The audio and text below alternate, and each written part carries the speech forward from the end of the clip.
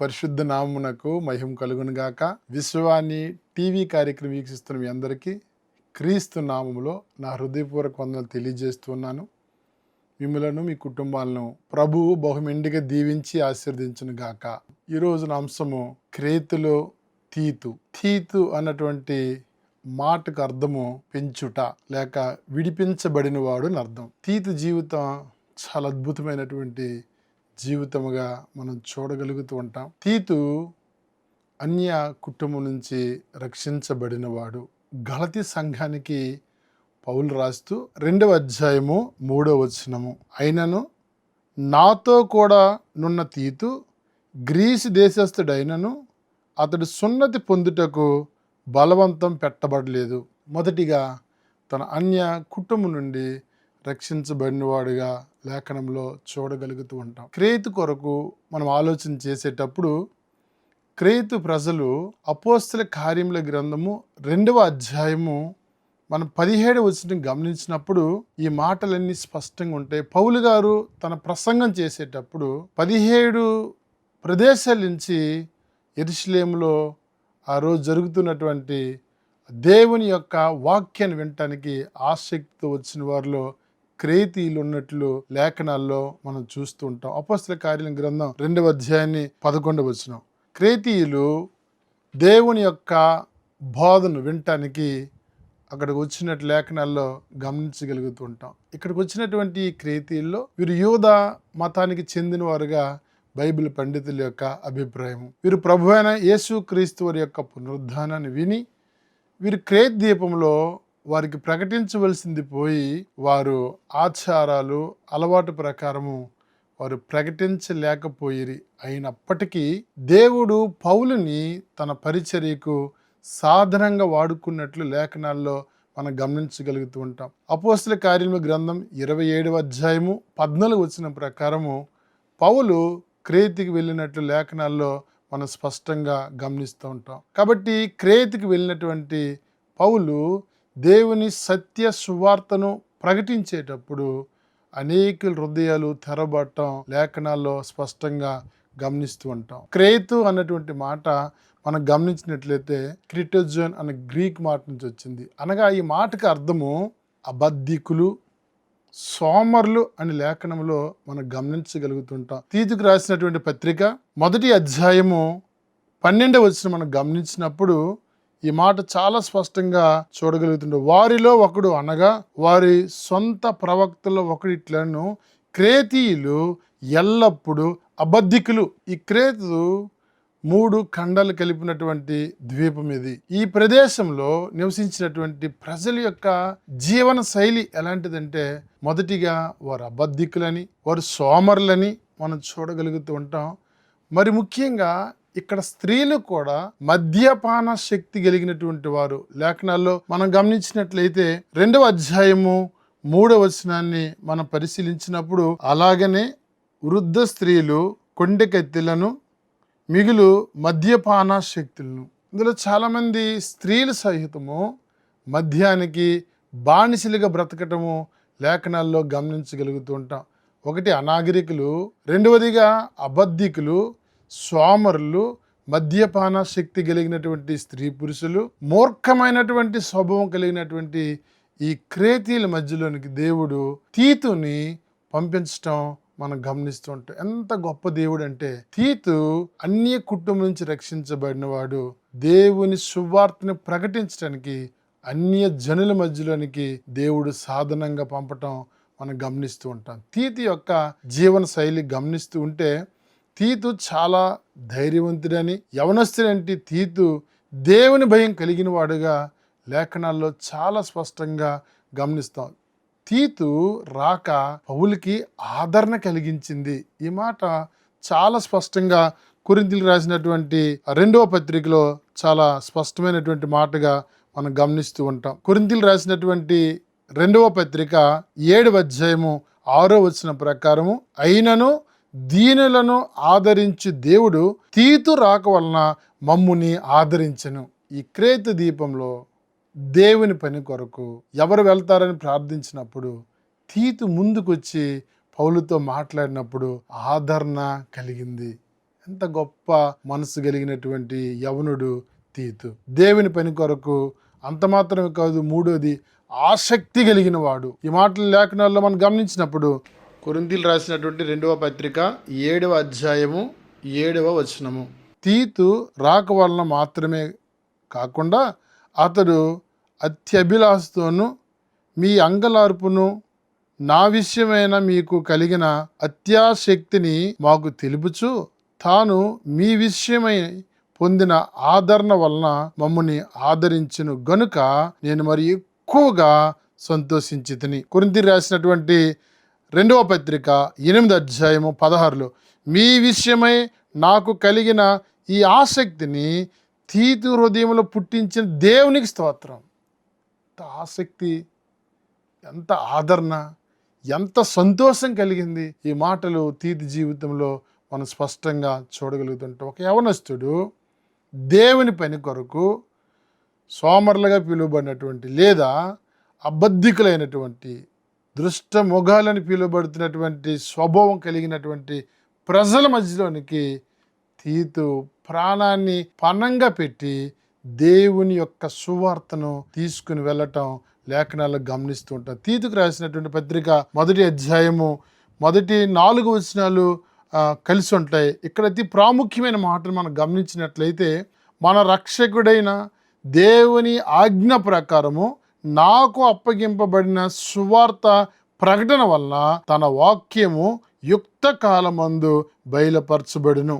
మరొక మాట మనం గమనిస్తే, ఆ నిత్య జీవము అబద్ధమాడనేరని దేవుడు అనాది కాలమందే వాగ్దానము చేసెను గాని ఇప్పుడు మన రక్షకుడైన దేవుని ఆజ్ఞ ప్రకారము నాకు అప్పగింపబడిన సువార్త ప్రకటన వల్ల తన వాక్యము యుక్త కాలమందు బయలుపరచబడిను. చాలా ప్రాముఖ్యమైన మాట. సువార్తలో తను ప్రకటిస్తున్న మాట, అబద్ధం ఆడనేరని దేవుడు. క్రేతీయులు అబద్ధికులు. క్రేతీయులు చాలా ఈజీగా మోసం చేసినటువంటి స్వభావం కలిగిన వారు. కానీ మన దేవుడు నమ్మదగిన వాడు. మన దేవుడు అబద్ధం ఆడజాలని దేవుడు. ఈ గొప్ప దేవుని సువార్తను ఆ ప్రజల మధ్యకు తీసుకొని వెళ్ళటానికి దేవుడు తీతును సాధనంగా వాడుకున్నట్లు లేఖనాల్లో గమనిస్తూ ఉంటాం. మరి అతి ప్రాముఖ్యమైనటువంటి విషయాన్ని గమనిస్తే అక్కడ భయంకరమైనటువంటి దుర్బోధని మనం చూస్తుంటాం. 10-11 వచనాలు గమనించినట్లయితే, అనేకులు విశేషముగా సున్నతి సంబంధులను, అవిధేయులను, వదరబోతులను మోసపుచ్చువారినై ఉన్నారు, వారి నోళ్ళు ముయ్యింపవలెను. ఈ మాటలు మనం గమనించినట్లయితే, అనేకులు విశేషంగా సున్నతి సంబంధులను, అవిధేయులను, వదరబోతులు మోసపుచ్చువారినై ఉన్నారు. ప్రభువైన యేసు క్రీస్తు వారిని స్వరక్షకుడిగా అంగీకరించినటువంటి అనేకుల్ని ఇక్కడ ఉన్నటువంటి ఈ యోధా వారు మరలా అంటున్నారు, మీరు సున్నతిని ఆచరించండి, మీరు ఆచారాల్ని ఆచరిస్తూ యేసును ప్రభువుగా కొలవండి.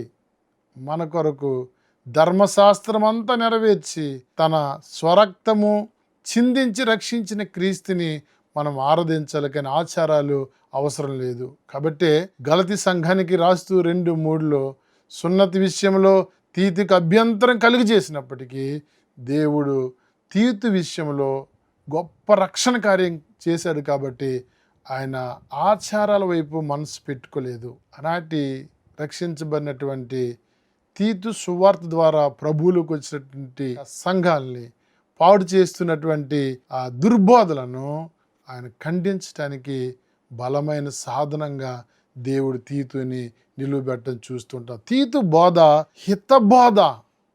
2వ వచనం మనం గమనించినప్పుడు, నీవు హితబోధను, అనుకూలమైన సంగతులను బోధించుము. దేవుని యొక్క ప్రేమను, దేవుని యొక్క గొప్పతనాన్ని, యేసుక్రీస్తు ప్రభు ఈ లోకంలో మానవాళి కొరకు ఎలా మరణించారో, తన విలువైన రక్తాన్ని చిందించారో, ఆయన చిందించినటువంటి రక్తం ద్వారా ఎంత పాపక్షమాపణ కలిగిందో, నిత్య జీవం ఎలా ప్రసాదించాడో ఈ హితబోధని బోధించు. ఆచారాల నుంచి, దురలవాటు నుంచి వారిని క్రీస్తు ప్రేమలోనికి నడిపించడానికి దేవుడు తీతుని సాధనంగా వాడుకున్నట్లు మన లేఖనాల్లో గమనించగలుగుతుంటాం. బహు భయంకరమైనటువంటి స్వభావం. అక్కడ ఉన్నటువంటి స్త్రీలు మద్యపానాసక్తి కలిగిన వారు. అక్కడ ఉన్నటువంటి ప్రజలు తిండిబోతుతనం కలిగిన వారు. వారు నిజదేవుడిని విసర్జించి వ్యర్థమైన వాటి యందు మనసు పెట్టుకున్నవారు. ఇలాంటి జనాంగ మధ్యలోకి, భయంకరమైనటువంటి స్వభావం కలిగినటువంటి వారి మధ్యలోకి దేవుడు యవనస్తుడైనటువంటి తీతుని పంపటానికి ఇష్టపడటం మనం చూస్తూ ఉంటాం. అందుకనే తీతు దేవుని పని పట్ల అత్యాసక్తి కలిగినటువంటి వాడు. ఎంత గొప్ప విషయం. ఈరోజు దేవుని పని కొరకు అత్యాసక్తి కలిగి మనం దేవుని పని జరిగిస్తే రేపు ఆయన రాజ్యంలో ఎంత ఆశీర్వాదం. విశ్వాన్ని మిషనరీ పరిచయను బట్టి నేను ప్రభువుని ఎంతగానో స్తుతిస్తూ ఉన్నాను. అనాగరికమైనటువంటి ప్రజలు, సరి అయినటువంటి వస్త్రధారులైనటువంటి గ్రామాలు, ఇలాంటి గ్రామాలకు తీతు వలె ఎంతోమంది యవనస్తులు ప్రభు పని కొరకు అత్యాసక్తితో సమర్పించుకొని ఆ గ్రామాలకు వెళ్ళి సువార్త ప్రకటించడం ద్వారా ఈరోజు గ్రామాలే నిజరక్షకుడని యేసు క్రీస్తు వైపు తిరిగి వారు ప్రభువుని ఆరాధిస్తున్నప్పుడు ఎంత ఆనందము, ఎంత సంతోషం. విశ్వాన్ని మిషనరీ పరిచర్యకు ప్రభు ఇచ్చినటువంటి శ్రేష్టమైన దర్శనం.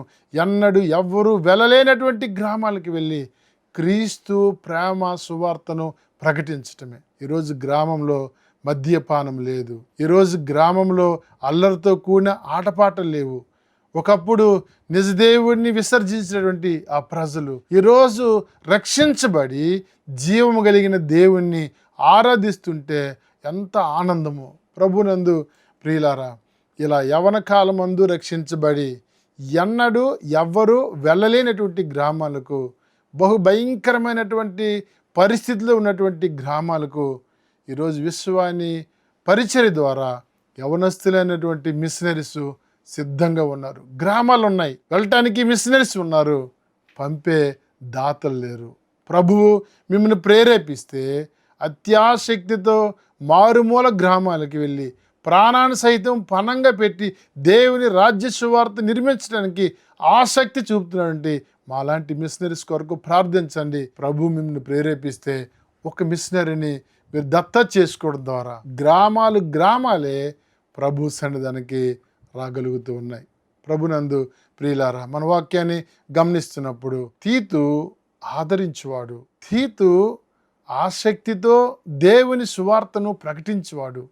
తీతు పంపినటువంటి పౌలుని, ఆయన రక్షించినటువంటి దేవుణ్ణి తన పని ద్వారా సంతోషపెట్టువాడు. మనం దేవుని పనిలో ఆనందించాలంటే, దేవుని పనిలో మనం సంతోషం అనుభవించాలంటే తీతు లాంటి సమర్పణ జీవితాన్ని కలిగి ఉండాలి. క్రేతీయులు మహామూర్ఖమైన స్వభావం కలిగిన వారు, క్రేతీయులు తిండిబోతనం కలిగిన వారు, అబద్ధాలు ఈజీగా ఆడినటువంటి వారు, మద్యపానముతో మత్తులై నిజదేవుని విసర్జించిన వారు. సమర్పణ కలిగి ఆనందముతో ఆసక్తితో దేవుని పని కొరకు సిద్ధపడిన తీతు లాంటి సమర్పణ ప్రతి యవనస్తుల్లో ఉండాలి. ప్రభువు మనని రక్షించుకున్నారు.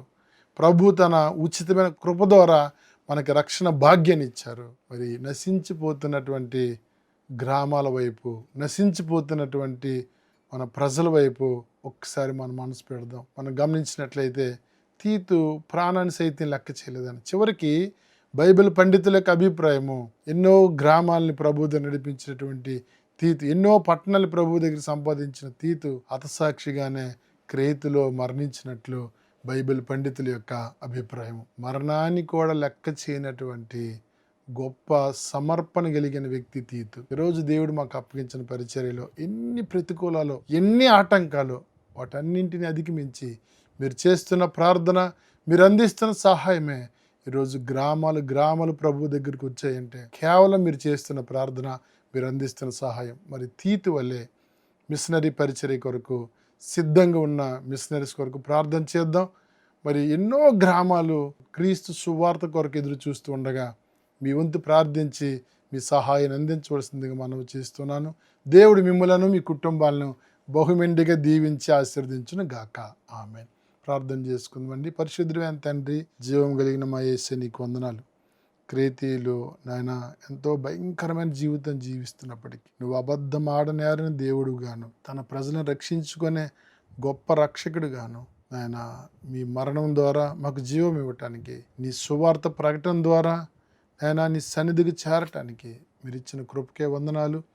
నేను విశ్వాని మిషనరీ పరిచర్యను మీరు దీవించి, నేను మిషనరీ సిద్ధంగా ఉన్నారు, గ్రామాలు ఉన్నాయి, పంపే దాతలు లేవనెత్తి మీరు మహిమ పొందుకోమని యేసు నామంలో ప్రార్థన చేయుచున్నాం తండ్రి, ఆమేన్. పరమ తండ్రి అయిన మన దేవుని ప్రేమయు, ఆయన కుమారుడు మన ప్రభువైన యేసు క్రీస్తు కృపయు, పరిశుద్ధాత్మ అన్యోన్య సహవాసము సమాధానము సదాకాలమునకు తోడయుండి సంరక్షించి కాపాడును గాక. ఆమేన్.